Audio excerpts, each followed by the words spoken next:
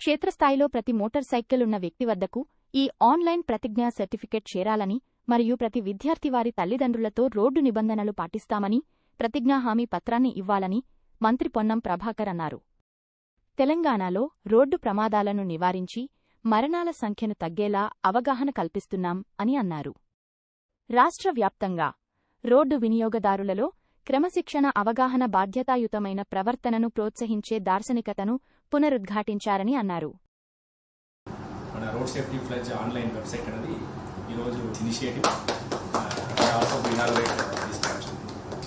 రాష్ట్రంలో ఉన్నటువంటి ప్రతి విద్యార్థి తల్లిదండ్రులతో ఉన్నటువంటి బాండింగ్ను రవాణా శాఖ రోడ్డు భద్రతకు ఉపయోగించుకునేటువంటి ఒక వెబ్సైట్ ఈరోజు ప్రారంభోత్సవం చేసినాం. మా special chief secretary Vikas Raj గారు, ట్రాన్స్పోర్ట్ కమిషనర్ ఇలపర్తి గారు, మరి మా ఎస్టీఏ మెంబర్ ఈరోజు ఈ యొక్క ప్రతిజ్ఞ రాబోయే కాలంలో యాక్సిడెంట్లను తగ్గించడానికి, ప్రాణాలు రక్షించడానికి ఉపయోగపడుతుందని భావిస్తా ఉన్నాం. ప్రతి పిల్లవాడు, విద్యార్థి తల్లిదండ్రి వాళ్ళ యొక్క తల్లిదండ్రుల దగ్గర ఒక అగ్రిమెంట్, ఒక ప్లెడ్జ్ చేయించి మేము రోడ్డు భద్రతకు సంబంధించిన నియమ నిబంధనలు పాటిస్తామనేటువంటి ఒక హామీని తీసుకున్నట్టయితే ఆ తల్లిదండ్రులకు పిల్లలకు ఉండే బాండింగ్ ద్వారా కొంత ట్రాఫిక్ రూల్స్ రెగ్యులేట్ అవుతాయని ఆకాంక్షిస్తూ ఇది తీసుకున్నాం.